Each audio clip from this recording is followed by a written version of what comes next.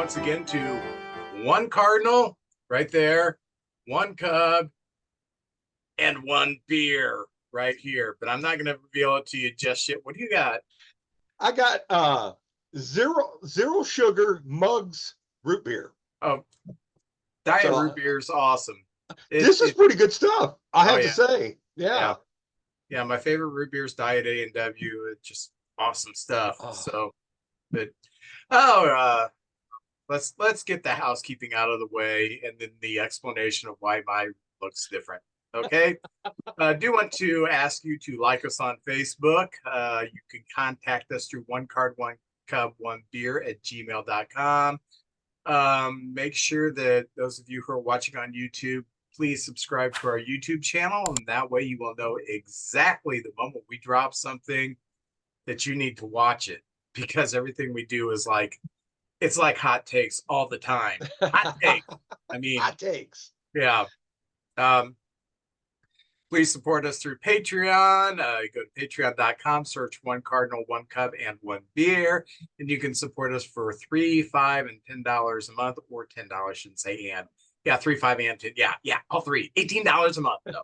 $3, $5, or $10 a month. You can support us, and that is greatly appreciated. And that allows us to do things like contests, prizes, buying that Learjet that we both want, stuff like that.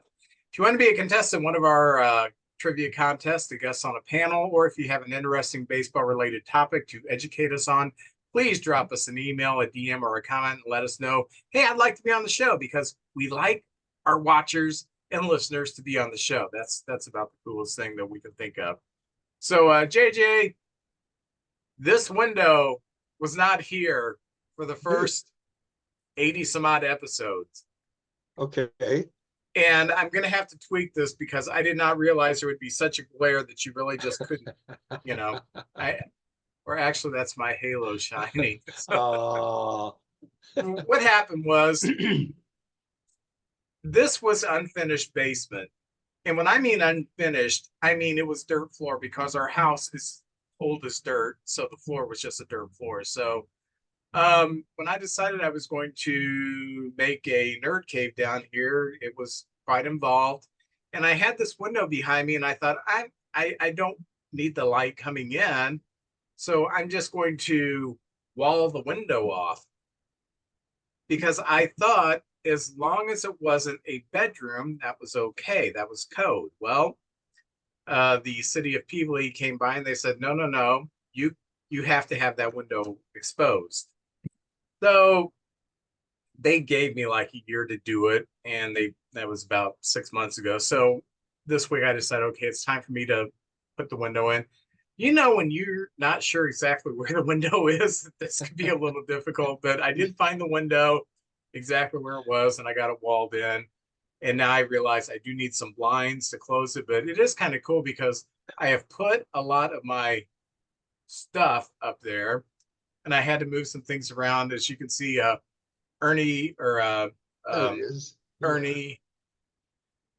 No, that's Fergie. Fergie over here. Sorry. Betty Page has kind of had to move down, and I've got my Superman comic thing there. So very nice. Kind of shuffled a few things around here, but that's the reason why this is visually unappealing, or like more unappealing than it usually is. I'm not the best looking guy in the world. Oh, come on now. Hey, it reminds me of the Today Show. I think we'll have like school kids out there with signs, and things like that. Beaumont, Texas, for one Cardinal, one Cub, one beer. The Cubs suck. Oh, well, JJ, I'm going to do the beer corner. Oh, I like the beer corner. I am doing Stag Beer. Oh, the classics. You're going with the classics. Stag. And the reason why Stag has a place in my heart, not that I like the beer or anything, but because I did live in Belleville for 4 years, and my daughter and her husband live there. My grandson lives there. So I have some roots in Belleville, but Stag Beer was brewed in Belleville, Illinois, right across the river from St. Louis. It was brewed by the Western Brewery. And what they did is they come up with the recipe for Stag in 1906 as a Christmas brew to be just put out for a Christmas product. But it was so popular, they decided, you know what? By 1907, within the next year, they decided we're going to make this part of our beer here at Western Brewery, and it did become their biggest seller. And the company, what they did is they held a naming contest, and the winner was George Wooler, and he received $25 in gold, which today is probably worth about $8 million. And he picked out the name Stag Beer. Okay. Now, in 1951, the slogan for Stag Beer, golden quality since 1851. So wait a minute, Vince, you just said the recipe wasn't invented until 1906. Yeah, that's right. But in 1951, Western Brewery was holding its 100th year anniversary as a company. And so they just slapped this on their most popular beer, even though it's a lie. Okay. But in 1951, this is my favorite story about Stag Beer. The company decided that they were going to celebrate their 100th anniversary by contracting with Goodyear to fly a Stag blimp for 2 years around 10 states where the beer was sold. It's kind of a regional beer, a Midwestern thing. And probably the biggest screw up that they did was they flew in Memphis on the night of June 15th, 1951, and it floated over a place called Crump Stadium. Okay, and you see, blimps over. You don't see it as much anymore, but you see blimps flying over sporting events all the time. And usually it was a Goodyear blimp, but sometimes, other blimps would go just to advertise things. Well, there was no sporting event going on in Crump Stadium. What was going on in Crump Stadium the night that they had the blimp flying over that said, drink Stag Beer, buy it in quarts. They were having a Billy Graham crusade. Billy Graham, yeah. Bad Billy timing. Graham, his people, and those in the audience, they did not much appreciate the Billy Graham crusade having Stag Beer advertised at it. But you know what? Hey, if Jesus doesn't work for you, there's always Stag Beer. That's what they should have come up with for a slogan. But anyway, at its peak, the Stag Brewery in Belleville employed about 800 people. And I moved to Belleville in 1991, and Stag closed the brewery in 1988. But there were still a lot of people that would talk about, I'm still used to the whistles blowing for the brewery, for the start of work and the end of work day.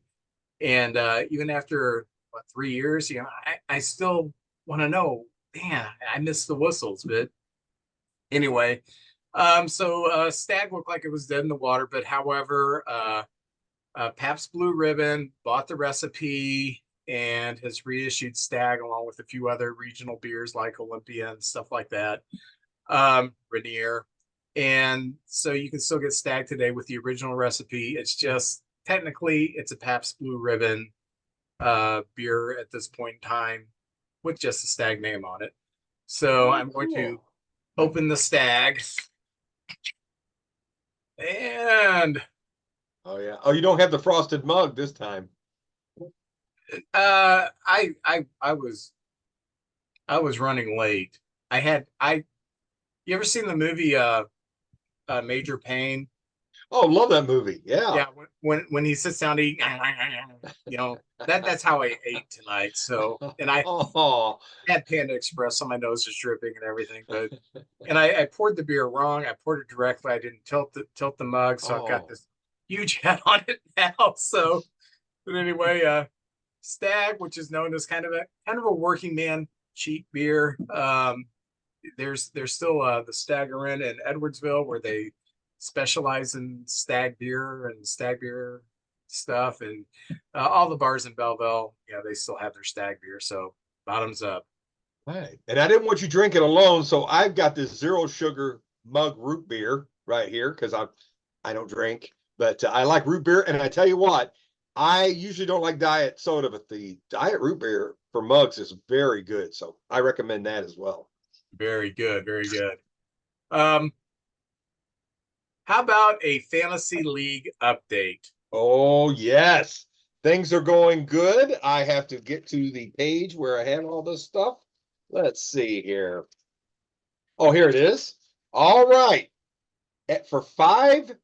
For 4 weeks, we had the same teams at the top, but there's a change of the guard. But we'll go over the change in a minute. We'll go to the American League.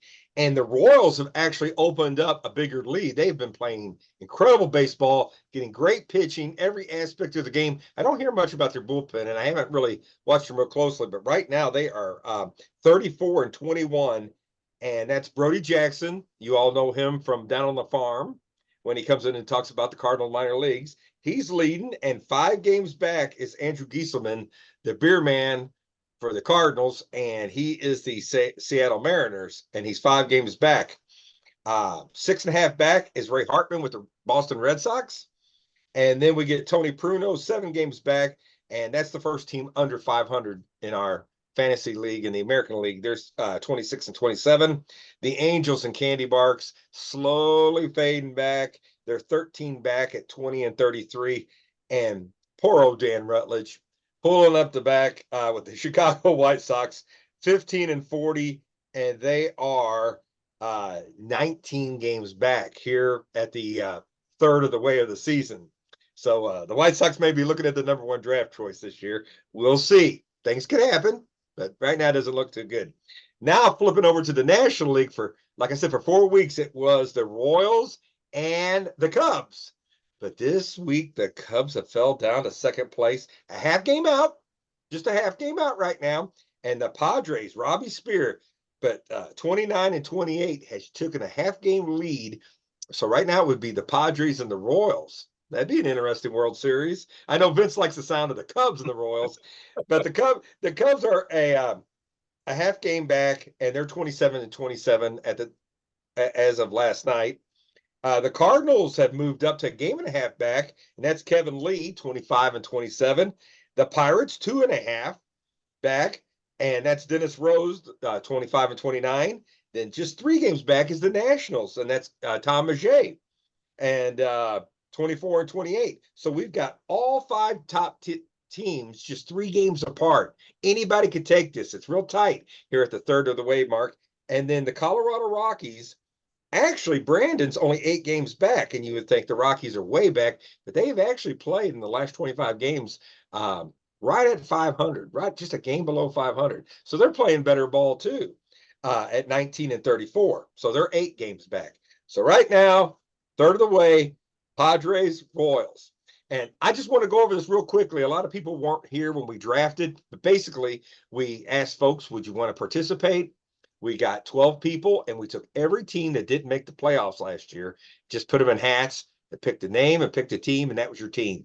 So that's how this all came about. If you wonder, how did so-and-so get the Cubs? How did so-and-so get the Cardinals? Well, that's how it came about. And we've had a pretty good time with it, and people have been talking to me about it. And the season ends the last day of August, and then our World Series will start in September, and the team with the most wins in September wins the $100 worth of baseball stuff. So that's our contest right now.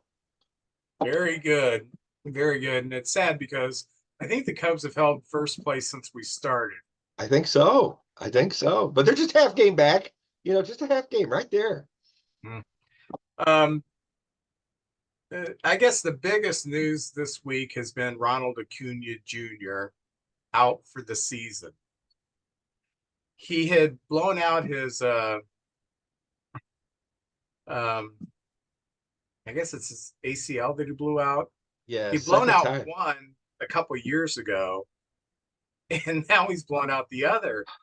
But what amazed me is it didn't look like nothing. It looked like he No. just Yeah. stopped. I mean, he didn't twist it wrong or bend it wrong or anything. And all of a sudden he's on the ground. I'm thinking, well, get up, they're going to pick you off, and out for the season. Um, I the Braves have proved that they can win a World Series without him. Not, you know, kind of sounds like a crappy thing to say, but um, I'm not saying they don't need him. I'm saying they can compete without him because they're so stacked. But my goodness, 40 home runs, 70 stolen bases last year, and I know he wasn't having a great season this year, but man, that presence in the lineup is gone, and that's just sad. What do you think about that? Well, we were talking just last week about these athletes, like these 6'5", 6 foot guys playing shortstop now, and how fast they are and how much power they have. But I wonder if that's a limit on what the body can do. Some of these guys are, the stolen bases, the power, running into walls, colliding into each other. I just wondered. I mean, there's always been injuries, but it seems like the game's a lot less when we don't have Mike Trout out there and Ronald Acuna Jr. and Xavier Bogaerts. And the Braves also lost Strider, and that's the ace of their staff. So you really lost your best player and your best pitcher. And I believe, they'll make a move or two. But I always thought in the National League we had the Phillies, the Braves, and the Dodgers, and they were just better than the rest of us. I just felt like if we could be competitive, I'm pretty darn happy this year. But the Braves, this is a big moment in time for them. They've got a great coach. I think it'll pull them together. It seemed like last time they picked up like 3 outfielders to fill the spot of Acuna. They picked up Rosario, Soler, and I don't remember the other guy those are the 2 I can remember. Oh, okay. But they pulled together, and maybe sometimes that happens. You lose your best player and you rally around, and I know they're trying hard as they can anyway. But boy, that's going to be a major loss, and a major loss for baseball, because I know when I would go, if the Braves were in town, I'd like to go see him, because there's about 5 or 6 guys on that team I'm excited to watch play. But looking ahead in time, you look at numbers. Is Acuna as good as these guys? Well, he went through the COVID year. Then he had a season loss to an injury, then a partial season loss to kind of come back. And now this. I feel so bad for the guy. I know financially he'll be fine, but my goodness, all this baseball he's going to miss. And I just hope he gets better and gets back soon, and we can all enjoy watching him play again. But like you said, he wasn't having his 2023 season this year. Yeah. Another piece of news that kind of went under the radar that kind of raised my eyebrow, so I just wanted to bring it up on the show, is an example of how it's still not an exact science to have a top-notch prospect make it. There's still a gamble. I mean, you reduce that gamble when the more talent the player has, but there are some players that is going to be the next coming of Mickey Mantle, and they fizzle out. When I was, 25 years ago, the Cubs had a guy named Felix Pie, spelled Pie, and he was supposed to be the next coming, and he just fell flat. Well, 10 years ago, I started hearing about this guy in the Washington organization, Victor Robles. Yes. Going to be a great star, and I would watch Nationals games because at that time they had Harper, Strasburg. They were very competitive, and they had this Victor Robles guy that they brought up. I think they brought him about 17 or 18, and he just never panned out. He's had a career, but he's always been kind of a fourth outfielder. They try to give him all the chances in the world. He just can't put it together. He's finally been DFA'd. And I'm sure some team is going to sign him and give him another shot, see if they can fix him. But, the guy's approaching 30 years old now. He is what he is. So that's just kind of a sad thing. I think all teams went through that at one time or another. I know through time we've had I think there was a kid named Paul Coleman, #1 draft choice. He was going to come in and just be gangbusters, and it never quite worked out, or sometimes it takes a guy a while. And that's why you see these guys like Kurt Schilling was with the Astros, and he was okay, but he didn't blossom till later in his career. I remember the Royals. They had all those great players, and they were hoping for another generation, like a next player to take that step and keep it going. And it was Jamie Cork, and Jamie had a good career, but it wasn't like Brett and White and those guys. So you just never know, Vince. You never know. And sometimes we're drafting these guys so young, like I think of Jordan Walker. He killed in high school, worked his way up, dominated all the way up, and he's had trouble in the pros. I know he'll be back. He's only 22, but that happens to a lot of players. They find and they lose their way, or they just something was unexpected, and then sometimes they go to another team and blossom. Yeah, another couple that come to mind that were on the cover of Sports Illustrated, Clint Hurdle, also with Yeah, the Royals. Never mind, became a pretty good manager, yeah. but he didn't amount to anything as a player. And Corey Snyder for the Indians in the 90s, late 80s, early 90s, he was going to be a star. I think he had his rookie year, I think he had about 24 home runs, and that just fell off the table. So it's every minor leaguer is a gamble. And then you have some minor leaguers that you think, oh well, that's it's just a player. And you get rid of him, and what's he do? He goes to the Milwaukee Brewers and becomes their closer, Trevor McGill. And I remember watching him with the Cubs, thinking, "What the? He's now closing for them." And Estrada, who we just had last year, up and down in the minors, I think he's closing for the Padres now. But sometimes it goes the other way. Bruce Sutter was trying to be a starter, and somewhere along the way, O'Rourke taught him the split finger, and then the rest is history. Became one of the greatest closers of all time. Mauro Rivera had trouble controlling that slider, and then they just said, throw it like that, and whatever clicked, and then he becomes the greatest closer of all time.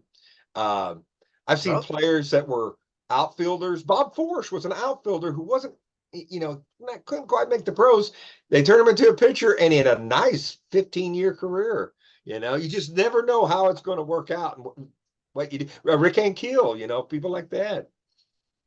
probably the one of the weirdest stories is Koufax. Um, couldn't first 5-6 years with the Dodgers, he was nothing. And Norm Sherry, his catcher, said, "Hey man, you don't have to throw that. You throw hard enough. Quit trying to gas out with every pitch. Just cut back a little bit, get the ball over the plate, and you'll be fine." And he was fine. So He was, yeah, those, what, 5, 6, 7 years he had was untouchable right there. yeah. Oh, yeah. Hey, I got a question for you. I guess you know about the Angel Hernandez story. I was going Oh to yeah, ask you, it's a day of rejoicing. this country, we don't agree on nothing. Pepsi, Coke, the different cars, whatever, rock and roll, Stones, Beatles, but we all agree on Angel Hernandez. And Vince, when you heard that, what were you thinking? This is this is what I'm thinking. Um, he's been umpiring Major League Baseball since 1991. He has not gotten any better. In fact, he's gotten a little bit worse. 30 some odd years, he's never been a crew chief. That tells you something right Oh, there. I didn't know that. Okay. The other umpires tend to like him. Apparently, he's got a likable personality amongst the other umpires, but he grades out terrible. Um, I did some snooping on him. His net worth is about $2 million. This is a guy who was bad at his job and got a little worse at his job. This is a guy who tried to sue his employer in 2017 for racial discrimination. That was thrown out. This is a guy who refused to get better at his job, even when he knew he was bad at his job. When you have people who are even just fringe baseball fans know your name, you're a bad umpire. So when he hasn't upped the game since May 9th, which There was no explanation. Hey, he's been gone since May 9th. Oh. And then all of a sudden comes out that he announced his retirement after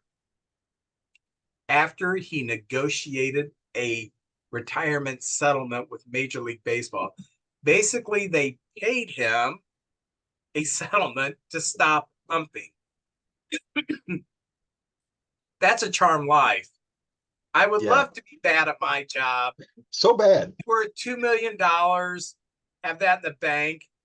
And they say, and sue my employee, try to sue my employee, or excuse me, my employer, and then say, okay, I'm a bad umpire. You haven't had me in the rotation since May 9th. You're still paying me. Tell you what, I'll just get out of your hair for a little bit more of this. And Major League Umpire Baseball says, yep. Who else has that kind of a life? I don't know. Nobody I know. When I was in high school, I got a job as a busboy at the Pancake Ranch in Wood River, Illinois. The Pancake Ranch. I was there for about a month.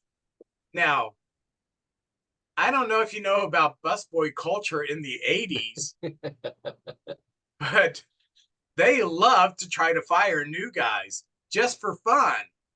So one guy, the first night I was there, the guy who I was replacing, he showed me how to do the job. Well, I mean, it's busboying. Yeah. Well, over the next month, all the other busboys were saying, no, you're doing it wrong. Do this, do this, do this. So I thought, okay, this guy trained me wrong. So I've been there a month and I am doing it the way they've told me to do it. And the manager can't come in and she said, you know what, Vince? She said, I don't think this is working out. Not working out? Why? She said, you're just not getting it. I'm thinking, I'm not getting it. I clean tables, wash dishes. What am I not getting? And then it hit me. I better start doing the job the way the guy who trained me showed me how to do the job and not listen to these yahoos who are more worried about whether or not they could score some pot after work. We had one guy who was like 32 and he was still a busboy. So, these weren't the. That's a veteran. We had one guy who was 19 who was wanted by the police in Arizona, and he was always afraid the cops were coming in. And it was like a violent crime, I mean, these were some pretty shady dudes. And I thought, why did I listen to them? Well, I was bad at my job, at my $3.15 job in high school, and I almost got fired for being bad at my job. I don't think he's ever almost been fired. It just shows up every year and keeps working, and I'm like pulling my hair. Well, trying to pull my hair out. So. And he was upset that he didn't get like postseason appointments or anything. He was bad and still demanded to get rewarded. That was another thing of it. Vince, I wrote down some of my favorite moments of the whole Angel Hernandez history that I remember. I'm sure he called good games. Those are the games you don't really notice. He's out there. The name. Something could go wrong. But just this year in a preseason game or a spring training game, he threw out Lance Lynn. And I don't think Lance did anything. Maybe he did say something. Knowing Lance Lynn, he could have said something. But not only did he throw him out, Lance went to sit in the bullpen, and they threw him out of the bullpen too. He threw him out twice. Not only you're off the field, you're out of the ballpark. So Lance had to leave. There was a moment, I don't know if you knew about this one, but of course, at Wrigley Field, they sang "Take Me Out to the Ball Game." Steve Mongo McMichael, one of the four horsemen. That's right. So basically threatened him during the song. Me and the ump are going to have a talk after this game. Oh man, even Mongo was upset about him. The Kyle Schwarber, when he was with the Phillies, just came out and blew a gasket. Had enough. Was talking about, you call this a strike, you call this strike, up here it's a strike. What the heck's wrong with you? Of course, he got thrown out of the game. And everybody applauded him for it. Yes. Both teams. They were on the side with him. He took one for the teams. And the final one I remember was Bryce Harper on a check swing, which wasn't even close. It didn't look like, got called. And of course, he went nuts and was yelling at him and everything else. And the thing was, Angel Hernandez didn't even look like, what's the heck's wrong with you? You know, he didn't understand why he would be so mad. But those are some of my memories down memory lane of Angel Hernandez. One of the probably 5 umps I know their names. You know, the ones that have been around forever, and then Angel Hernandez, of course. So anyway, I thought we'd talk about him. That was the only thing I had to say about him. So someone asked him, one of my baseball, who's who's the worst umpire now? And universally, CB Oh, Buckner, CB Buckner, CB Buckner. he might be on notice. He better, you know, Might yeah, be, who knows? yeah. Oh, Vince, also, as a collector, just a little collector news. June 12th, Top Series 2 will be coming out. There's a lot of rookies in this set. Um, Jackson Chiroas of the Milwaukee Brewers, their young phenom player who's doing okay. He's in there. Let's see. Wyatt Langford of Texas, Mason Wynn, uh, your pitcher, your Japanese pitcher that we didn't get to play against this week. Thank goodness. I seen his card and he's putting on the Cub jersey. It's very nice. He's getting put on the Cub jersey. That might be a good card to get. Yamamoto's cards in there. Jordan Lawler from Arizona, the shortstop. So anyway, there's a lot of good players going to be in that series 2, a lot of surprises and things like that. So anyway, that comes out June 12th for all you collectors. Very nice. Uh, so what's going on in Cardinal land? Well, yes, we have got some it's been interesting here. We have basically we've kind of turned it around. Everybody's getting excited. The people on all these talk radio shows, all of a sudden now we've been with them all year. You know, they jump on and off the ship and everything. But basically, the Cardinals in their last 13 games are 10-3, and we played some good teams. But just last week, Tuesday night, we had a suspended game. Us in Baltimore, we've had some bad weather. Folks around the country are listening all over. St. Louis has had a lot of tornadic weather, hail, rain. It's been pretty rough this week. And so the Cardinals had this big 9-game homestand. Well, Tuesday, since the last time we taped, the Cardinals played Baltimore 1-1. Game got suspended, and we picked it up on Wednesday. And Nolan Gorman hit a 2-run homer, and we ended up winning the game 3-1. Lance Lynn is 2-2 now. Helsley got his 15th save. Lynn went 6 innings with no earned runs, 5 Ks, and his ERA is 3.68. I think that's everything we could have expected from Lance Lynn. I like his grittiness. There's been a lot. I'll talk about errors here later in the show, but there's been a lot of errors behind him. He never throws anybody under the bus. He just goes out there, takes the ball, and gets quite a few strikeouts still. So anyway, Lance Lynn's been doing a good job for us. Usually 1 inning, he usually has a blow-up inning, but that game he did good. Gorman was 2 for 2 with a double and a home run and 3 RBIs. He's not having a big batting average. He's only hitting 207 after that game. But our bullpen went 3 innings and no runs. And I tell you what, our bullpen's been a bright spot of the team. Very good, steady all year. We've got about 5, 6 guys in that bullpen who have they got roles now, and they really are coming through for us, most of the time, which is all you can ask for in Major League Baseball. The actual Wednesday game, we played our 3rd game with Baltimore, and we won 5-4. And the Cardinals, we got the first sweep of the year, and it was also the first time Baltimore's been swept. They had a record going that I think only the 1940s Cardinals had a longer series without being swept, and they were still maybe like 20 series ahead of where Baltimore was, but they've been playing so good at ball. So to sweep Baltimore, total surprise. I would have not predicted that. People ask me, what did you think our homestand would be? And I said, well, I'd be happy with 4-5 against these teams we're playing, the Cubs, the Orioles, and the Red Sox. But we ended up sweeping them. Let's see. A win. It went 2 for 4 and hit his 2nd home run. Arenado went 2 for 4. He's up to 269. And Donovan went 1 for 4 with 2 RBIs, and he's up to 23 RBIs, and playing second base and left and right field, doing a fine job. And in that game, Gibson only went 4 innings, and I was thinking, is he hurt? But apparently not. But he only went 4 innings that game, got 3 Ks, and his ERA is 3.81. Not knocking the world dead, but being a very solid starter and usually eating up some innings. But that game, not. Our bullpen went 5 innings and only gave up 1 run. So our bullpen's been doing great. And Fernandez, because we've been using Helsley so much in these big key games, and they've been pretty close. Fernandez got his first save, and he's a Rule 5 guy, and he's been pitching very good for us and getting in more high leverage situations. So it seems like he's going to be the guy, if Helsley's not available, to come in late in the game. Friday, we were supposed to play the Cubs. This was the big game where we were going to have Joe Buck and Chip Carey, and then we're going to relive the great days of baseball, years gone away, and the rivalry. But it just rained, and they could not get the game in.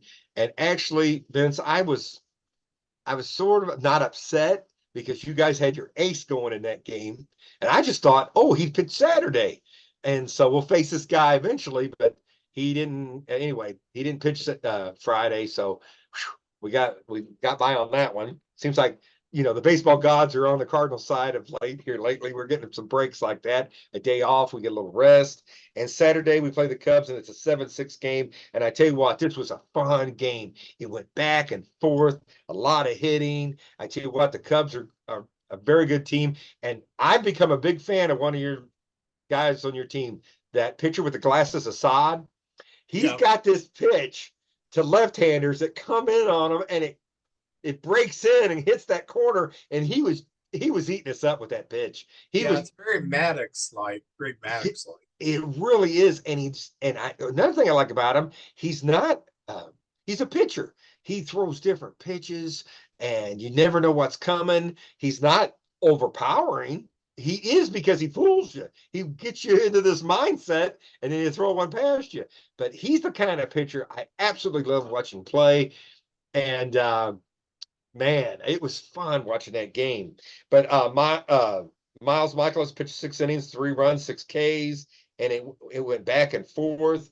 Jojo Romero, who's been a big part of our bullpen, got the win. Helsley got a 16th save, and I believe that's the game Carpenter got the big hit. I was in Arkansas this weekend and didn't have TV. Not TV where I could watch the games. So me and Brody are down there. We were, just watching in Arkansas. We were doing shadow puppets and stuff. No, we were watching on the phone, and just it's where they just have a batter and you see where the ball's thrown. So we're like, oh no, come on, Carpenter! What a game though! That was so much fun. And then Sunday, of course, it's always fun when you win. And all these games were competitive, and that's what I've noticed about the Cardinals. We've been playing just competitive ball, different aspects of our team. Early in the year, our defense was great, and we've had now with Sunday and Monday's game, we've had 12 straight games with errors, and that was one of our strengths. And now we're at 12 straight games, and you got to go back to like 75, 76, where we've had 12 straight games with an error. But now we're hitting. Our hitting's come alive. So Sunday we're playing the Cubs, and it's sort of not the rubber game, but it's the last game of the series, because it's just a 2-game series now, because Friday got rained out. It'll be played later as a doubleheader. And there was a rain delay there. Sonny Gray, thank God we picked up Sonny Gray. He's been everything we could have asked and more. He's 7-2 with a 2.60 ERA. This is the Assad game. He's 4-1 with a 2.17, a great ERA, and now I know why. Outstanding. Helsley got a 17th save, but he was a little shaky. It came down to the final thing. But the big guy of the day is, it's good to see Goldschmidt back. Struggled so mightily for the first 6 weeks, and now he's coming on. He hits 2 home runs, and that was the difference of the game, to be honest with you. 2 home runs, 4 RBIs, and we win the game 4-3. He's in 222. That shows you how bad he was struggling and just striking out so much. But he looks like he's kind of getting his mojo back. And the first at bat when he struck out, he didn't look good. The second at bat when he hit the home run, that was one of the worst pitches Assad's thrown all year. he's got to be fine on the corners, and that one just started too far outside and leaked right over the middle and landed in Dallas. Um, the second home run, um, I don't think it was that bad of a pitch. What kind of got me a little upset was that Assad walked Donovan, and I told Kathy, we were sitting on the deck watching it. I said, "No, you can't walk him ahead of Goldschmidt." And then I don't even remember who was batting second, made an out, and then Goldschmidt had hit the second home run, and by then it was late because the game started late. I'm ready for bed. I got to go to work in the morning. Then I woke up to see that Happ hit 2 home runs and pushed us back in the game. But Well, and that was a good game too. Very competitive. The difference was we just got to a 4-0 lead and held on with everything, and the Cubs just kept battling back. I'm telling you what, this Cubs a battling team, even though they're going through a rough time of it right now. It's a good team, and it looks like any team in our division can win this game. And Assad, I tell you what, he didn't give up many home runs, and Goldie just happened to get 2 off of him this time. That may be the only 2 we hit all year off of him, but I'll take it. We got the win. okay, you were not able to watch Saturday's game. Is that what you? Yeah, Saturday's game I could not Okay, watch. because I wanted to um get your thoughts on Luke Little, who since coming back from the minors has pitched great. He threw 1 inning and got 2 strikeouts and looked completely nasty.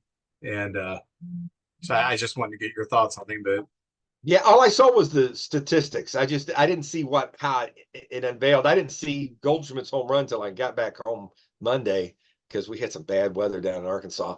Got back and I watched the highlights and things like that. But I'm telling you what, yeah, you were talking about this kid for a while now, and your bullpen against us did pretty good, I think, overall. That Saturday's game was back and forth, and the Sunday's game we just got that 2 home runs and held on, and I think your bullpen did a good job. Saturday's game, um, Leiter Jr. came in with an ERA under 1, and he's pitched great this year. And he gave up 4 runs in 2/3 of an inning. His ERA jumped up to 2 point something something. I mean, first bad outing of the year. Okay, I'm not gonna throw a fit. And then yesterday he came in and got lit up again. And last year in September, he was our best bullpen piece. And he and Matt Merriweather. And then when September hit, his splitter just kind of flattened out, and he was terrible in September. But I thought, well, with the year of being used that much out of the bullpen, he'll get used to it. And what's alarming is in the 2 outings that I've seen, his last 2 outings when he's gotten blown up, the splitter looks like it's flattening out again. And without the splitter, I mean, he was a career minor leaguer practically until he got the splitter. But that's kind of concerning me because he was ranked number 4 in one of the polls that MLB Network does. He was ranked the number 4 reliever in baseball like last week. And but because he's not a closer, people don't really know who he is. But when he may have the best splitter in baseball, but when it's not working, he's just not a major league pitcher without the splitter. And the Cardinals lit him up, and then yesterday the Brewers did too. Oh man, I'll get into well, we got out of St. Louis late because of the rain delay, and I'm not making excuses. We go up to Cincinnati to start a road trip, and they beat us 3-1. Their bullpen looked fantastic. I tell you what, Lynn pitched 6 innings, 1 earned run. His ERA is down to 3.45. He's 2-3 now, but he's been very serviceable and pitching well, better than serviceable. He's been pretty good. It's not an all-star or anything like that, but he's done a really good job. And our pitching staff is way better than it was last year, which has made our bullpen even better. And I think we got some better personnel in there too. Now, that Cubs series, I have to say, it could have went either way. And that's all you ask for. Just be competitive. Get in there and fight. But the last 13 games, the Cardinals have been 10-3. Overall, we're 25-27. And on our homestand, we went 7-1. And that's just what the doctor ordered because, we were back there in fifth place. We moved up to third, but I'm not counting out the Pirates or the Reds. And I don't know if the Brewers can keep this up all year long. I think it's a free for all 5 teams. And just to point out a couple of the Cardinals that are doing exceptionally well, Mason Wynn has 150 at bats. He's got a 16-game hitting streak, and he's hitting 300 right now. And he's played great defense, but he has made a few errors. He's got incredible range, maybe the best arm in baseball for a short, one of the best. But he has bobbled some balls of late and made a few errors. And Alec Burleson, has 11-game hitting streak, and he's hitting 308. And to be honest with you, this is Goldie's last year on his contract with the Cardinals. Alec Burleson just 2 years ago won a batting title down in the minors, and I have no idea what they're going to do. But Alec Burleson, with all this playing time, is really coming through and looking like I kept William Contreras out. Right now, it looks like Burleson's our best hitter. And Contreras is coming back too. So that's even going to make us better. The 2 backup catchers have done a very good job, but they're not as good as Contreras at this stages of their career. So anyway, that's the Cardinal report. Things are looking better, Vince. We're in third place. We're right there behind you guys. And this is just a third of the way through the season. It's going to be fun. So hang on and let's see what happens. Set up yet. To get started, download the Google Home app on a phone or tablet. Sorry. That's all right. I went a little long there, Vince. I'm just excited. We haven't been winning in a while. Oh, well, concerning the Cubs, the last game we won was last Tuesday. We played a second game against Atlanta. And after I got off the podcast, I wanted to watch it. It was a great game. We won 4-3 in 10 innings. Warner got an RBI off of a chop off the plate that went so high. We were able to score the winning run there. But Togman had a couple of hits in that game. Swanson had a couple of hits. And the winner was Luke Little coming back from the minors. Pitched a scoreless, hitless, walkless inning. Assad started that game, pitched pretty good. But like I said, it was nip and tuck the whole way through, and we won. Then we proceeded to lose 5 in a row. Up to this 5-game losing streak, we hadn't lost 3 in a row all year long. And I'd kind of mentioned it a few times. We're kind of doing it with mirrors. I understood that. But we're starting to get at full strength, and we're just not firing on all cylinders right now. And hopefully we can turn that around. Then Wednesday, we played the Braves again. Max Fried pitched a complete game against us. We lost 9-2. Steele started and just looked terrible. 6 innings, 6 hits, 5 runs. ERA approaching 6 now. And then Quas came in. We called Quas back up. Oh, yeah, our only transaction the whole week is we sent Quas down after this and pulled Smiley off the IL. But I was pretty happy because I got to see Porter Hodge pitch. He pitched 1 inning, the 9th inning against the Braves. 1 inning, 3 strikeouts, no hits, no walks. So, hey, man, that guy looked pretty good. So, but it's a 9-2 blowout. You never know. The guys maybe just wanted to go up and get a steak, and they just, all right, let's just go up there and swing and get this game over with. I don't know. Anyway, that started our 5-game losing streak. And then the next day on Thursday, we lost to Atlanta 3-0, got shut out. Suzuki did get a couple of hits. It's a shame Ben Brown started 4 innings, 1 hit, 6 strikeouts. Then Wesnesty came in and gave up a run, made it 1-0. Little pitch, 1 in the 3rd inning, 2 strikeouts, no hits, no walks, looked great again.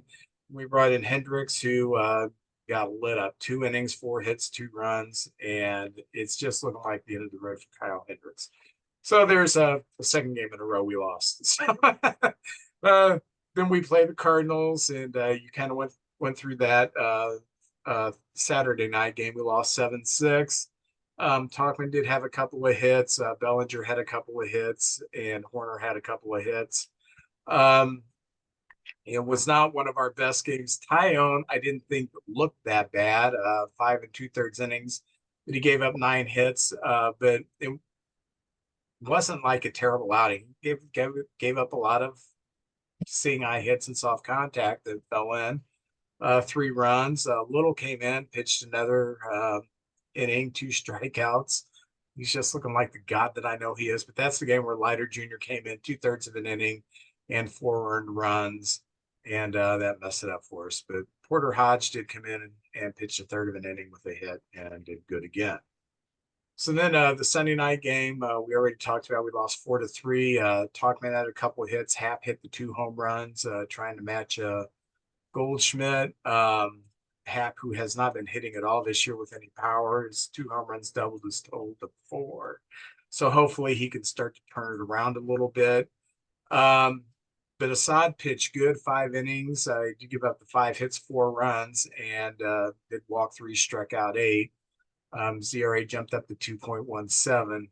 But Goldschmidt's getting hot, and the first home run was a pitcher's mistake. Second home run, I didn't think it was that bad of a pitch. That's just a good at bat by Goldschmidt. Hodge came in and pitched another hitless inning. And I'm trying to highlight our young pitchers to we do. If you listen, read, whatever, the whole world's falling apart. Council needs to get fired. Everybody sucks and everything. And I don't think it's that bad. Okay. So then yesterday we go to Milwaukee. Craig Council going back to Milwaukee got booed. Oh, did he get booed? I didn't know that. Oh yeah. Oh, really? He's not. He's public enemy #1. Yeah. So we lost 5-1. Bellinger did get a couple of hits. We scored a run in the 9th inning, but too late. This was sad because Steele pitched, and he looked like the Steele of last year. 7 innings, 3 hits, no earned runs, 8 strikeouts, and he could have hit a mosquito on a dime. He was just that sharp. But then we brought in Leiter Jr., who, like I said, has been great. Just last week, he was said to be the 4th best pitcher out of the bullpen. 1/3 of an inning, 1 hit, 3 runs, 2 of them earned. Just kind of falling apart there. And then Wisniewski came in and he gave up a couple runs. So we went 1-5 this week. We are sitting at 500 as we speak now. And I had someone ask me because, I'm on a lot of these chat groups, and, the people who are just, I actually saw someone say, Swanson sucks. We need to trade him and move Horner to shortstop. We need to trade him to the Rockies and get Bryant back. What? Chris Bryant? Is he setting the world on fire? No. But is he making more money than I ever want to pay him? Yes. But you would think that, I don't know. I'm like anybody else. When my team loses, it hurts. And when you go through a tough stretch, it hurts. It does. You get mad. I'll say an explicit every now and then. If we start to get blown out, I'll just turn the game off. I'll walk away from it. But by the next day, okay, all right. Because when I get away from the moment and I step away the big picture, with all the injuries we've had and everything, we're at 500 right now in a division that we can take. Mm-hmm. Our bullpen has been terrible. It can only get better. And our hitting right now is atrocious. If we have a 250 hitter in the lineup, he's the best hitter in the lineup right now because our hitting has fallen off the table. Well, when you look at what we faced up before the Cardinal series, a lot of great pitching. We were Skeens twice. Gosh, who else were we facing? We were facing all these great pitchers that throw hard, that are top line starting pitching. And that kind of put us into a funk to where we are having trouble hitting. I was happy we were facing Michaelis because I thought, okay, we can get to him. And we did. We hit him pretty good. We still lost. We hit him pretty good. And then the next night I thought, oh gosh, it's gonna be tough with Sonny Gray. So I was just hoping that Assad could match him, and he did pretty good. It's just that Goldschmidt has decided to get hot. And that's gonna happen. I'm waiting for a few of our guys to get hot to start carrying us. That's the ebb and flow of baseball. So when I wake up in the morning, I can step back and say, okay, these things happen. We're fine. Now, like I said, I really don't pay attention too closely until Flag Day. That's when I realize, like, okay, do we have a shot? What do we need to do to improve this team? If we improve the team, do we still have a good shot? But I know,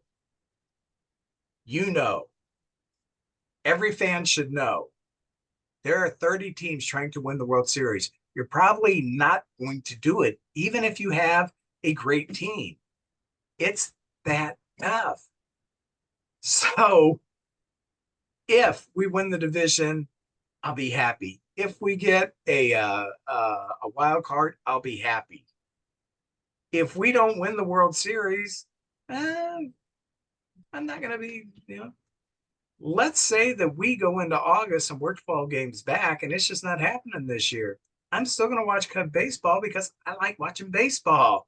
Last year when the Cardinals lost all those games, you were still watching baseball because you're a fan of the team. That's just the way it goes. I don't get people who hinge everything on every game.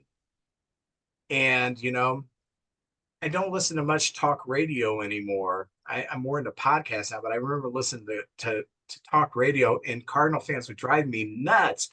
Oh, we're gonna suck this year. And then you wind up in the playoffs. You win in 2006. You win it again in 2011. Those years up through the summer, 2006 up until that last day, everybody was saying this sucks in St. Louis. I say, have you seen your team? You Pretty good team. are competitive every year. What more can you ask? Are you that spoiled to think you're going to win it every year? No one is going to win it every year. So I think my perspective's a little different because I grew up as a Cub fan. I've seen a lot of non-competitive years, and I just have learned I've got to savor when we're good because I don't take it for granted anymore. Is this team as good as the Dodgers? Are we as good as the Phillies or the Braves? No. Are we as good as the Brewers? Right now, no. Are we as good as the Cardinals? I can honestly say right now the Cardinals are a better team than the Cubs. That doesn't mean it's going to be that way in a few months. It also could mean in a few months, we're looking up at the Pirates and the Reds thinking, dadgum, we got a lot of work to do in the offseason. Who knows? It's baseball. So I just wanted to kind of get that out and, let people know who are both Cardinal fans and Cub fans that it's a long season. Man. It's baseball's an old sport. I think in the old days it was just how the season unfolded and the players unfolded, and you look for trends. But now with TV and the podcast and the cell phones and everything, I think it's just immediate gratification. It's expectations. We expect a team to be this good and they're only this good. What happened? Football. A good team can go 13-3 and win, whatever that percentage is of their games. In baseball, if you win 85, 86 games, that was a pretty good year, but you're still going to lose quite a few games too. And what I do is I just look for how much effort they put in there. Are they hustling? Oh, I like that guy, man. He stretched that double into a triple. a pitcher who battles, and you're going to lose sometimes. Like, Assad, great pitcher. I'd take him on my team anytime. Sometimes a ball's going to drift over the plate, and these professional hitters are going to hit it. The young kids coming up. Oh, I can't wait to see this guy. Wynn's so much fun to watch, and Burleson, and I hope Walker gets it turned around. The veterans, you're seeing these guys. Goldschmidt, I don't know how much longer he's going to be with this team, but man, I'm going to enjoy every minute while he's here. And he gave us an MVP and another piece of the chapter in the Cardinal book of history there and all this. So, and these pitchers, they're getting a little older, and it's just so much fun. And Helsley having such a good year, could be an all-star. That's kind of fun to watch. But now we're being in a competitive year. I'm excited. I like some of the trends. There's a lot of trends I don't like, and we're probably going to go over that here in a minute.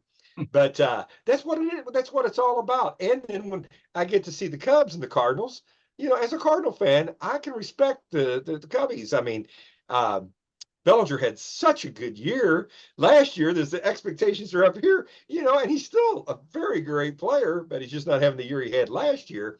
And Swanson, people get online and just talk. I think most people don't. I think there's a percentage of people that do, but people can say whatever they want, but I don't see that. Swanson is one of the leaders of that team, and he's a heck of a ball player too. So anyway, that's my 2 cents, Vince. I just love the game. And I love the nuances of it, and I like how the game, the direction it's going. No Angel Hernandez, bigger bases, and bring on the robot ups. Let's get it going. Last year you lost 91 games. Oh, it was rough. You know what that means? That means 71 times you woke up the next day feeling pretty good. Yeah. That only happens in baseball. That you lose 102 games, you still wake up 60 times during that baseball season thinking, we got him last night. Yeah, man. That's what I love about baseball. You don't see 1 in 15 and like you do, or 1 in 60. Now they have 17 in football. You don't have years where it's just like there is nothing to hang your hat on. Even in baseball, you lose 60 games. But remember that game when one of your players hit for the cycle? Or remember when that pitcher threw the no-hitter? Or remember the triple play we turned? We were a terrible team. We turned a triple play on August 3rd against the Astros. It's stuff like that I think is really cool about baseball, because there's more than just the World Series. I mean, that's the ultimate thing you hang your hat on, is the World Series. Oh, yeah, definitely. Even when you're bad, there are little things to hang your hat on that says, man, this is why I like this sport. This is pretty cool. And, Yeah. Tuffy Rhodes hits 3 home runs on opening day. I'll never forget it. I'll never forget it. Go to the playoffs that year? No, I don't care. Rhodes hit 3 home runs that game. So. That's right. Oh, you know who could hit 3 home runs in one game? Oh, you know what? Hey, he's batting 1,000. I never seen him making out. Mr. Jeremy Connor. Jeremy Connor, the Tuffy Rhodes of 1 Cardinal, 1 Cub, and 1 beer. Comes a time in every man's life when he needs some advice on relationships. You need to listen to the podcast DMDR, which stands for Dating, Marriage, Divorce, Remarriage, from my good friend Jeremy Connor, the Dr. Phil of the Boot Hill. You can find DMDR on Spotify or whatever platform you choose to listen to your podcast. Oh, for our final segment, we are going to, having played each other, we're going to kind of go through 3 things each team can do to improve, what they need to do to improve upon themselves. JJ's going to do 3 things that the Cardinals and the Cubs could do to improve upon themselves. And I'm going to do the same thing, 3 things that the Cubs and the Cardinals can do. It's not here to slam each other. I think we've established that pretty much. We're going to do this very intellectually. JJ, do you want to go first? Yeah. Now, Vince, I will say this. I don't know enough about the Cubs to really make a intellectual comment on them. I can watch them from afar. I know what I like, but I really going to dissect them, like what's the struggle is, So, but I can say a few things, but sure, I'll do one thing and then I'll turn it over to you. The Cardinals, our biggest bugaboo this year is we need a 5th starter. Steven Matz was our 5th starter, and he hadn't done very well. And last year he did so poorly that we stuck him in the bullpen, and he kind of revived it. We we brought him back to pitch much better, and then he got hurt. And he's been getting hurt a lot lately. So with Steven Matz out, I mean, he was just 1-2 with a 6.18 ERA. But we're trying Matthew Livator, who was doing a good job in the bullpen. I think he's more meant for the bullpen, and he's not done a good job as a starter. You're lucky if you get 3 good innings consecutively. So now I think we're going to go to this Kyle Leahy kid that has looked pretty good, long reliever. He's done pretty good. He's really only had maybe 3 appearances, done a real good job in the minors, but sometimes that doesn't translate. But I was looking at some of the kids we got. We got so many injuries. Last year we had Drew Rom, who we picked up at the trading deadline. Well, he's on the 60-day IR. Sam Robeson, another kid we picked up, but he is 5-2 in the minors, with 60 innings pitched and 59 strikeouts. I like that, but he just doesn't have a lot of experience. I guess maybe they could try him out. Gordon Garofalo, a first-round draft choice that we had. He's 4-5 with thrown 53 innings, with 49 strikeouts. Again, not a lot of experience. He's worked his way up, though, to AAA. Adam Kloffenstein, he's 1-4. He's been struggling down the minors. We got him for Jordan Hicks when we traded Hicks away last year.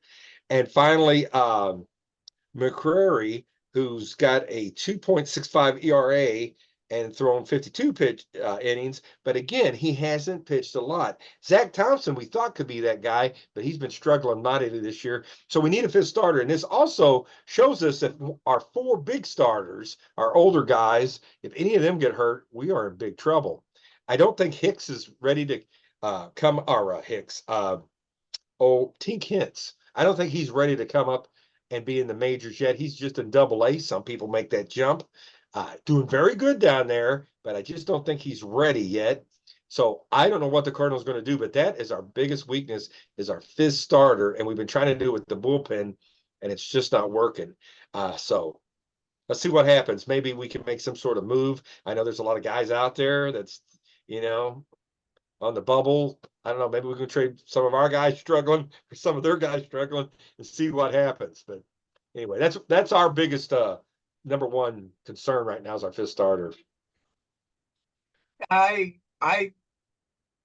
gonna say kind of the same thing, but I'm gonna get a little more specific. You need one more starter. And I think, and I'm coming at the perspective that you're going to want to compete this year. If you do want to compete this year and you played yourself into it, and if you don't play yourself out of it, if you stay into it by the trade deadline or when trades start heating up, I think that you need to start looking at a young pitcher who's got a bit of a track record. And I'm thinking, Jesus Luzardo from the Marlins, kind of player. Somebody who is young, that is controllable, that isn't so much of a gamble. If you want to get a 5th starter to try out, those are gambles. Yeah. And that's not what a team who's fighting to get into the playoffs does. So if I ran the Cardinals, I would be looking to package to one of these weaker teams to get the best starter I can from them, someone who is young but has a bit of a track record. The good thing about your pitching staff is it's a veteran staff and they know what they're doing. The bad thing is they're an old staff and it can go south real quick. Oh yeah. And I'm not talking about, in 2 seasons they may say, oh, this can go south pretty quick. Gibson and Lynn, just the last couple of years, have proven they can go through stretches where they are very, very hittable. I love Sonny Gray at the top. I think you're going to get a solid effort every time out, and he's going to do his job every time out. I don't trust Lynn and Gibson for the long haul this season.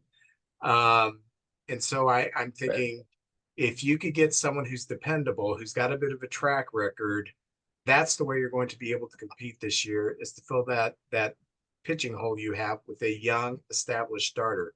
I'm not saying that's easy to find, but I am saying it's going to cost something. And if the Cardinals are serious wanting to contend this year, that's the step they need to take. I agree. You want to go with your first Cub thing?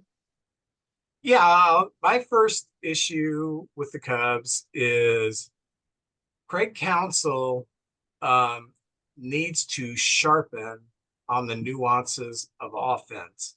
And that was best illustrated, I think it was Saturday night's game, when we had a couple guys on and all we needed was someone to put the ball in play.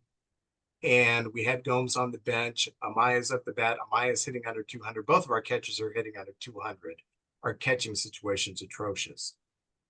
But we do have one of the best contact hitters in baseball, the guy who's going to for sure put the bat on the ball almost every time, sitting on the bench, in Madrigal. Why didn't he pinch hit Madrigal? Get the bat on the ball, make something happen, and force the Cardinals to make a play to stop us from scoring. But no, we have a Maya up there who strikes out, you know. And I've seen this done by Counsell a few times. I'm not the greatest baseball mind in the world. I'm probably not even the greatest baseball mind in my house. But I think there's been a couple times where I'm thinking, why are you putting up a person who is not hitting right now, who has a propensity to strike out, when we can have an issue where we just put the bat on the ball and we can score here. One thing that I loved about Joe Madden, he would steal so many runs every year with a safety squeeze. You can't stop a safety squeeze if it's done right. You're right. The guy bunts the ball and the runner reads what the defense is going to do. If you can score, you run home. If it's not a good bunt, you just don't run home. We've had one safety squeeze this year, and that was PCA, and he was bunting on his own. He knew, I can bunt this ball past the pitcher because he's an excellent bunter. We're going to score the run, and he did it. There are little nuances about the offense that I don't understand with Counsell. I know he's known as a pitching type manager. That's his strength, and I'm going to get into that in a minute.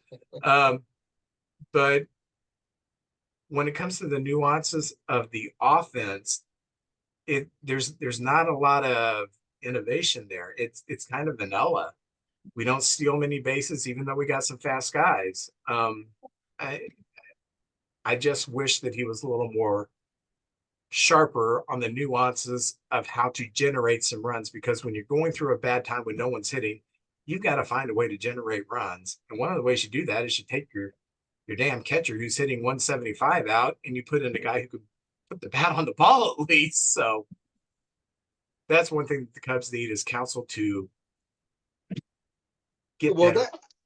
My criticism, one of the criticisms I had about the Cubs was you have so much talent. And I'll talk about your minor leagues later on, talking about a different part of the team.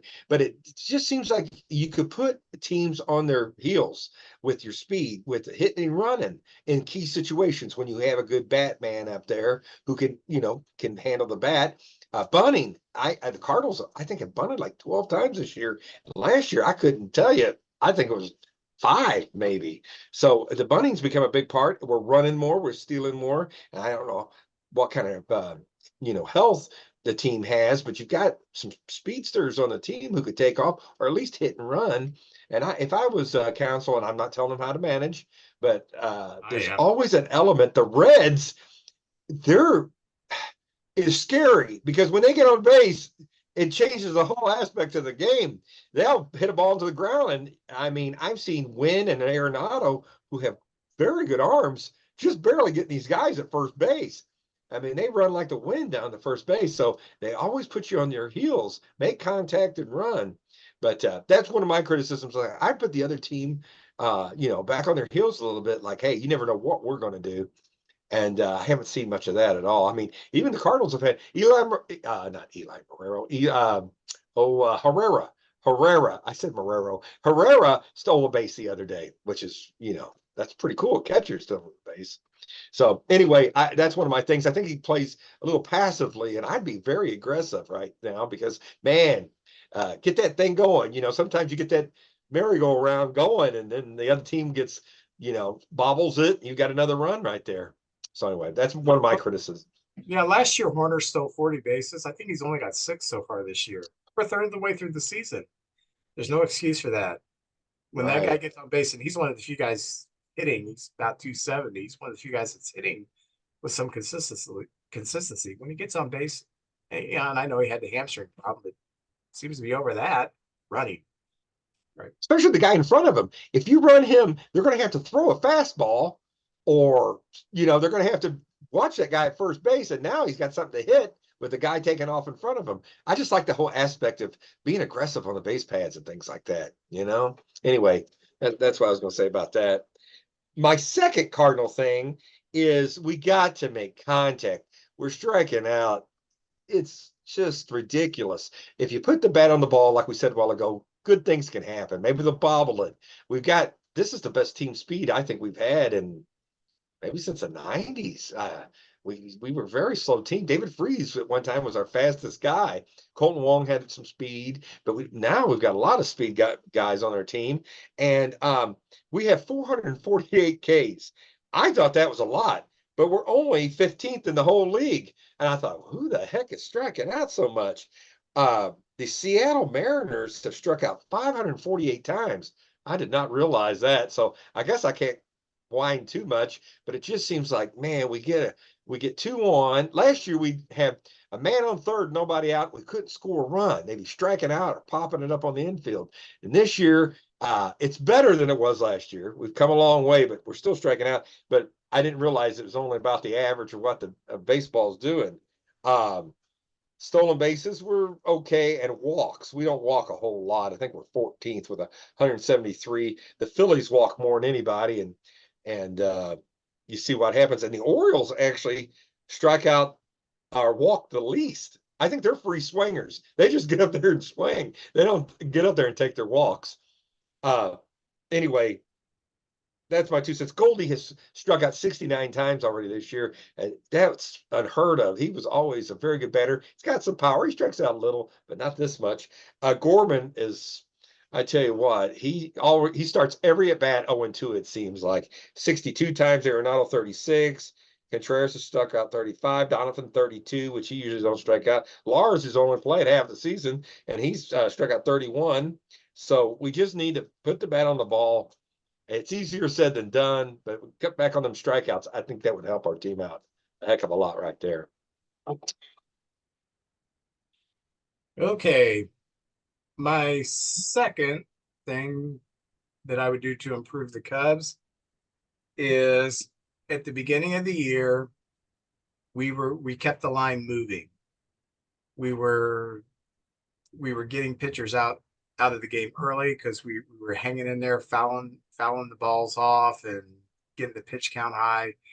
And now it seems like 2 or 3 pitches and we're already in the hole and we're toast. And I'm not the kind of guy who thinks that, these are grown men. You don't have the manager sit down and chew them out like they're a high school football team. You better do this or you're going to run your ass out there. I understand you don't treat men like that. But I do think that maybe a Swanson or someone needs to take the reins, have a team meeting. Because Swanson is guilty of it too, and say, listen, we need to get back to grinding out at bats because we're not doing it. We are going fishing too many times.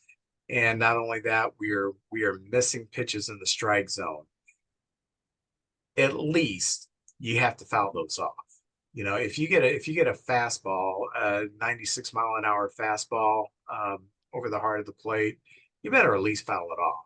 I mean, this isn't the 1980s anymore. You've seen enough 95 miles an hour fastball. You should be able to catch up with it now because it's the norm. You should be able to foul it off.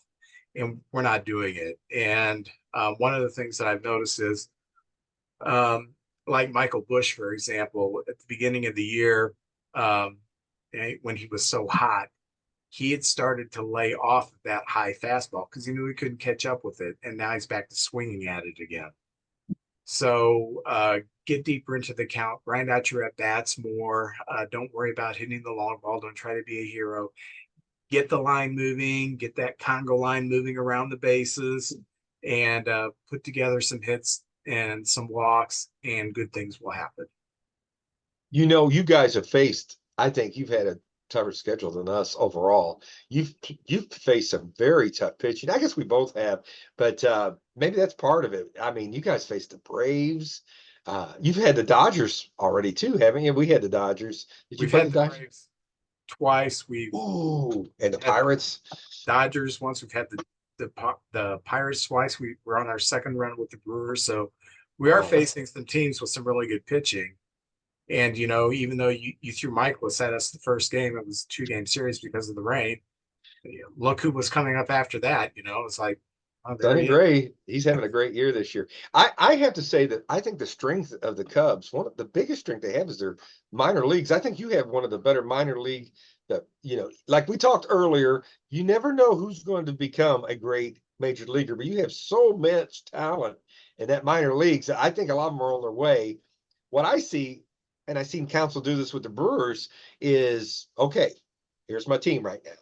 But he's always making it, watching. Maybe he'll bring this guy up a little bit later, give him a little more seasoning.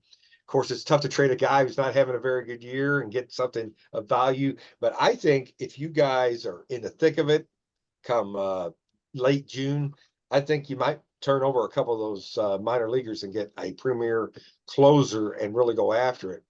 Because just like Arizona showed last year, you get in the playoffs, anything's possible. And you've got three good starters. You got three guys that you would have a 3-man rotation. You got shore up that bullpen, and I see your bullpen getting better and better and better. At the beginning of the year, I thought, if we can just get to their bullpen and stay close, we can get them. And that's what the Cardinals have been doing. We've been battling, get the starter out in about the 5th or 6th inning and get to the bullpens. But I think your bullpen is getting better. I know that's not much of a criticism, but I think Council, I have nothing but faith in him that he's going to turn that bullpen around. And with the leaders you guys have, because you got some good veterans on your team, Swanson and Bellinger, and Gomes is a veteran. He's been around a long time. I think that team is. You guys are about to take off, and it's going to be a good stretch right there. Every game is going to be a dogfight between all 5 of us down in the Central this year. Well, I'm not so. I was very, very bullish on we need to get a closer at the beginning of the year. I'm not so bullish anymore. We are playing Milwaukee. We have Jordan Wicks who's going to come back and get that 5th starter spot. But the guy filling in is Ben Brown, and he's got a no-hitter going into the 6th, and he gave up one hit in 4 innings in his last outing. There's our closer. Yeah, you've been saying that for a while. Yeah, 100-mile-an-hour fastball with a hook. That's all you need, okay? So, and I like the Little is starting to put things together. And Porter Hodge, who knows, but he's looking good. Our best arm in the whole organization's a Double-A right now. So when Cade Horton, who throws very nasty stuff, he's an option too. What I'm seeing now that the offense is really slumped is, man, go out and get a catcher. Because not only are our catchers hitting under 200, they're not throwing anybody out either. So, and I know Gomes is a good pitch framer. Amaya, I don't mind as a backup catcher, but Amaya's become getting the lion's share of the catching because they're both terrible, So I would just I think that, I think we have enough internal options with the bullpen that we could improve greatly on that. But man, we might as well have the pitcher hitting ninth. That's how bad our catching has been as far as yeah, bats. man. How about that? Well, my third thing, the Cardinals, I really want them to see them clean up their defense. I always took that Cardinal baseball. There was a year that Schilt was here and we were terrible. We were like the worst fielding team in baseball. And we made a few changes. We really emphasized it and we won like 2 years in a row. We were the best fielding team in the game. And even though last year I thought our fielding was pretty good, that was the only thing that really we could hang our hat on last year. But this year with Arenado, Mr. All-Time great third baseman, he's made some errors. A team, you're going to make errors, but it's just like, man, it's been coming at us a lot more in these close games when we're playing a team like you guys or I mean, every run counts. So I like to see him shore that up. I know Wynn has made some incredible plays. Gorman at second is getting better and better, and Goldie's a Gold Glove quality. Um, Herrera, I really like him behind the plate. I think he's done a heck of a job. Page has been his backup, and they both hit better than I thought they would, and their defense are very good. And our outfield, I don't think we're going to see Edmund. I'm not going to count on him, and he was going to be our starting outfielder. But Ciani and Carlson out in center, and Lars can play center. They're kind of rotating them, so nobody's getting worn out. And with Burleson, who actually has a very good arm, and Donovan playing left, who I love him at the plate. He's done a good job too. But I don't know if he's defensively. He's average, probably defensively. But we've got the means to be a very good defensive team and help these starters out. So if we can shore that up as the season goes and get a little bit better and cut back on some of these errors, I think that's going to be a big part of our success or failure down the line. Yeah, I think you've had some issues. Yeah, Burleson's a first baseman. Yes. Gorman is It's a third baseman, technically. yeah, and the range is not the best for a second baseman. I like his double plays. Him and Wynn together on the double plays are pretty good.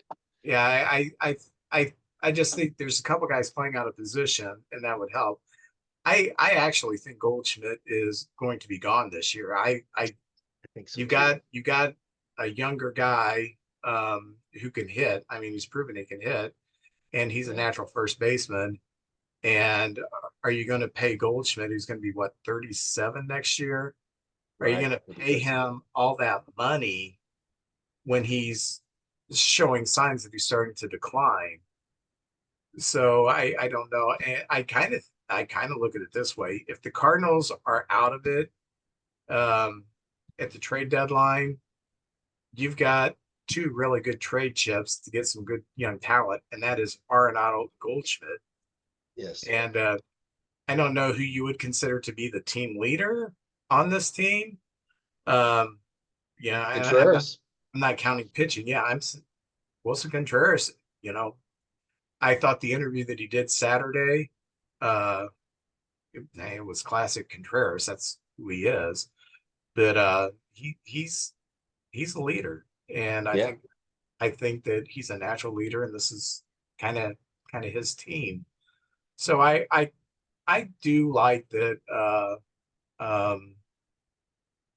you're surging at this time. But the silver lining is if you do fall flat, you've got two really good trade chips that you're probably not going to extend too much longer. And you've got the talent. You've got Gorman, who's a third baseman by trade. You got Burleson, who's a first baseman by trade. That's going to help the defense. Anytime you're playing someone out of position, it's going to mess up your defense. Yeah. And I thought, I don't remember if it was Saturday or Sunday's game. Wynn bobbled a ball, and then he gave up on the play. And the announcer said, with his arm, he should have still tried to make the play. And I think that's something he needs to learn. If you bobble the ball, don't get frustrated and give up on the play. Pick it up with your arm and throw that 102-mile-an-hour BB to first base and see if you can get the guy out. So, and good call. let's say he does throw him out. You want to know what the difference is? You have an error. Now instead of an error, you've made a great play. So when you go and you ask for that arbitration money, you say, yeah, remember that time I bobbled? I'm the only shortstop in baseball who can bobble the ball and still gun a fast runner out, you know. That's true. That is true. What are we doing? What are we on now? Oh, My you're last, third. my Yeah. last one. Okay. My last one is going to be, and I've kind of touched on this, addressing the bullpen, but I'm going to say addressing the bullpen the way council is using it. There's no reason in a tight game to bring in Kyle Hendricks like he did the other day against Atlanta and just get your butt handed to you, because he hasn't proven he can get people out consistently at all this year. His ERA is approaching 11. He's bad. Why you put in Hendricks in a high leverage situation like that, I'll never know. Council needs to figure out how to get the bullpen working. And Council said it himself. It was easy in Milwaukee because I always had Devin Williams and Hader at the end of the bullpen. Especially when they were pitching together, you only had to manage 7 innings. So if you got 6 innings out of a starter, you got one swing man in there, and then you throw it to those two, you've won the ball game. You don't have that luxury anymore. And I see people that are criticizing Council, and I think it's warranted. He came here with this, oh, he's a masterful handler of the bullpen. And boy, he hasn't shown that at all. He is on par, and you know how I feel about Ross and the way he handles the bullpen. So far this year, that's how he's handled the bullpen. It has reminded me how Ross handled it last year. And Ross got to a point where he had to pitch Leiter Jr. and Merriweather all the time. And what's that done? Well, Leiter Jr. has pitched terrible the last 2 outings. Maybe his arm is shot already because of overuse from last year. Merriweather is out until June, you know, hopefully June, July. He's been on the 60-day IL, you know. We need to, Council needs to figure out how to use these young arms, how to maximize a Luke Little, a Ben Brown, a Daniel Palencia, a Porter Hodge. These players who've proven they've got the stuff. Now we just need to know how to put it together. And what is frustrating is that there's really no defined roles at this time. You never know when you're gonna be called up. Or what I like as a manager to sit down before each game and say, okay, Hector Neris and Porter Hodge, you're not pitching. You pitched the last 2 games, you're not pitching today. So, and this is how I'm going to use you. We get to the 6th with the lead, and our pitchers, you know, I'm going to put in Palencia. This is what you need to do, Palencia. You pitch 1 inning, the 6th inning. You define what they're going to do before the game. If the game is going according to schedule, and a pitcher will have an easier time to pitch. You tell a Kyle Hendricks, you're not coming in unless we got a huge lead or a huge deficit, because you need to figure this out. You know, if you give them a defined role, I think the bullpen will become much stronger. And I know he's dealt with a lot of injuries, but it seems like he's like, one day I'm going to try you here, but 2 days later I'm going to try you here. And I don't know why I'm not getting the same results. Well, kind of put these guys in the slots where they know this is the situation I'll be pitching in, and I think they'll be much, much more effective. So, but I'm not being paid $40 million to manage the Cubs, but I should be. Yes. Oh, yes. Well, you know, the only criticism, and this isn't a criticism, this is just a fact. The Cubs have had to deal with a lot of injuries this year. That hurts your lineup. You got to make these adjustments, because I think if everybody was healthy, that middle of your lineup is top notch. And down at the bottom, I don't know, like you said, your catchers, I don't know. I never was big on, I was never scared of your catchers. Gomes is a nice player, but they just didn't scare me any. But your pitching staff's great. I just thought the only weakness was that bullpen. And it seems like you guys are doing a little what we had last year where no defined roles. Helsley sometimes was asked to come in and get 5 outs. It seems like he's better suited to do 1 inning, the 9th inning, leave him alone. We have our mop-up guys, and sometimes the game depends on who's tired, who's pitched a lot. Some of those mop-up guys are getting wins because they're coming in the game. Our starters are keeping us in it, and that's working out for us. But I think injuries has just hurt your team so much this year because just the continuity, and a lot of times we don't know who's feeling good, who's a little sore. So some of that I'm sure has something to do with it. And I'm just going to say it's going to be a great year. And I like all the teams to be healthy and going down the stretch. And this is going to be fun. And no matter what happens, I applaud the Cub fans. They show up. You guys can be 20 games out or 20 games up, and that place is packed. That's good for baseball, and that's good to see. Yeah. Our two most successful managers in the 21st century have been Madden and La Russa. Yeah. And what both of them did, both of them were great handlers of bullpen, and La Russa had Duncan to lean on, which, that's Big time. But La Russa was great at communicating, and I've heard so many of his pitchers say this. We knew exactly what we were going to do. The game day, he would say, "You're not playing because you pitched the last 2 days. This is a situation going to use the UN. This is where it'd be. This is you. This is where it'd be." So they knew going into the game, this is where we're going to be. Even the mop-up guys knew if it's a blowout, I'm coming in the 4th inning and I'm going to pitch 3 innings, and I may get blown up because I'm not a very good pitcher, but that's my role on this team. Madden would do the same thing. We knew, we're going to have 7th inning. We're going to have Carl Edwards Jr. We're going to 8th inning. Yeah. We're going to have Pedro Strop. 9th inning. We're going to have Chapman. If Stropey can't go or Carl Edwards Jr., we put Rondon in there. There were very defined roles for the bullpen, and I think that's what makes a very effective team. Even when you call someone up, say, this is what you're going to do today. This is your role today.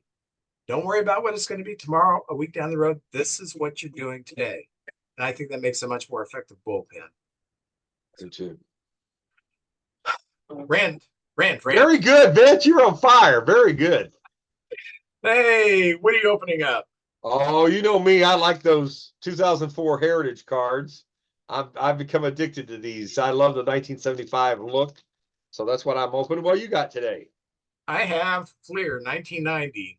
Ooh, yeah, the Nature man. Boy here. Yeah, there you go. Well, I always have a classic before I start, and today I'm bringing out the 1973 Reggie Jackson right there. As a kid, I thought, is that Reggie or is that Red Fox? It looked like it was Red Fox, but it's Reggie throwing the ball. For years, I didn't know what the heck's he doing. He looks like he's about ready to spin a curveball, man.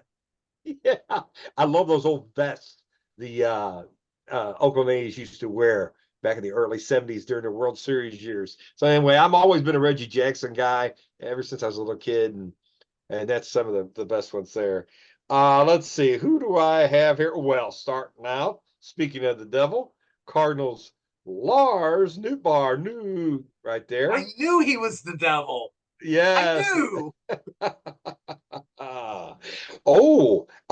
Well, he's actually still in the Phillies uniform, not in the Brewers, but been a big part of the Brewers' success. Rhys Hoskins right there. Very nice. And that was a big pickup for them. He's about to come off the IL. He was taking batting practice yesterday, so. Oh, man, that guy, he killed us. Yankee catcher, I don't know much about him. Austin Wells, to be honest with you. Don't know a thing about him. Yeah, I don't know. Let's see. This is odd. I don't know why this is, but they have like nickname cards and team logo cards. And here are the Cardinals. And they have a little statistical stuff about them. What I always get those when I open a pack, I get the history of pancakes or something. Like, what the heck? I know I'm fat. I don't need to know about pancakes. Or All sometimes right. just get a football pack. Yes. Oh yeah, that's a classic right there. That's one of our big bloopers there. This is New Age Performers, and it's Manny Machado of the Padres, and they have their City Connect uniforms on there. You know, I don't know. Oh, I don't know how you like those uniforms. I do not like that City Connect. I cannot believe the criticism the Cardinals are getting. For a City Connect uniform, they did a great job of preserving the history plus making it new. I'm with you. I'm thinking I have seen so many terrible City Connect Cleveland CLE. I've seen so many terrible City Connect Pittsburgh. uniforms. Cardinals did great. I'm And happy with it. Yeah. yeah, And by the way, at the ballpark, I think those are like $180. You can go on and get a sale on Facebook. There's Fanatics and stuff like that. They're like 75% off. You can get them for, 60, I don't know, $75, postage and handling and everything. So I would go on there if you want one and get one of those. Baltimore Oriole pitcher Tyler Wells. I don't know who, do you know much about him? I know he's got a long neck. Yes, he's got a long neck. That's a sign of fertility, I believe. 1981. This is the MVP cards, which I liked, that were looked like the 75 cards. And in 81, it was Raleigh Fingers and Mike Schmidt. And there's their 1981 cards right there. Nice. So how about that? And finally, the last two I have is catcher for the Mets, Francisco Alvarez. And I like that with his catching gear on. Very nice. And the last one is Johnny DeLucia from Tampa Bay, and he is an outfielder. And to be honest, I don't know anything about him, Vince. Yeah, that's not the best pack. I mean, when your best player is an No. actual bird, That's true. is What the Ronnie heck, man? Fingers the father of Ron Finger? Oh, I don't know. maybe. He came to St. Louis quite a bit. Well, there you never know. All right. Let's see what I got. See if I got any Hall of Famers. That's what really gets my juices flowing. Oh, the Flair baseball quiz. All right. Where did the Yankees play home games in 74 and 75? Was They were it renovating Yankees? they were renovating Yankee I'm not sure. Shea Stadium. They played in Shea. I did not know that. In what season did the Twins win the AL West for the first time? I haven't a clue. I'll take a guess. 1969. Oh, I didn't know that. In what year did the Giants post 26 consecutive wins? Was it my lifetime? I don't think it was my lifetime. No, 26. 1916, and they finished third that year, by the way. Wow. Okay. Which team joined the National League with the Padres in 1969? The Brewers? The Expos. Man, I Okay. stink. Pitcher Jeff Peterek from the Brewers. No. Oh, that sucks. Oh, good closer for the Royals, Steve Farr. Yes. Yes. Oh, good closer for the Orioles and the Mets, Don Asse. Number one in the alphabet. This is the quintessential Hall of very, very good, but not quite Hall of Fame. Joe Carter started his career Joe with the Carter. Cubs. Got traded for Rick Sutcliffe. Yep. Good trade. Everybody wins. Yankee great when he was playing with the Reds, Paul O'Neill. Oh, yeah. Very good. Professional hitter. Players of the decade. Jose Canseco. I think of that ball off the top of his head over the wall. Catcher for the Giants, Kurt Manwaring. Yes. Good man, Larry. Nice player. Pitcher for the Red Sox, Eric Hetzel. Remember him. Former Chicago Cub Rookie of the Year, Jerome Walton. Yes. I thought he was going to have a big, long career. I mean, he was a nice player, but He probably played over his head his rookie year, but hey. Catcher for the Milwaukee Brewers, B.J. Sherhoff. oh yeah, nice career. Uh, Played with the Orioles too. Pitcher for the, at that time, California Angels, Mike Fetters. Yes. I think he was a closer, wasn't he, at one time? Was Fetters a closer? Like for the Um, Padres or somebody? it must have been, this was his rookie year. Oh, okay. He had an 8.10 ERA, so Ouch. he got better, you know. Second baseman for the Twins, Doug Baker. Don't remember a thing about Doug Baker. I remember the name, but that's it. Cub outfielder, Mitch Webster. Oh yeah. He played for a lot of Dodgers. Yeah, he had bounced around, contributed. Outfielder for the Detroit Tigers, Gary Ward. Yes. Okay, former All right. Cardinal, All right. All-Star, Hall of Hey. Very Good, Jack Clark. When he's Oh, with Jack the Ripper.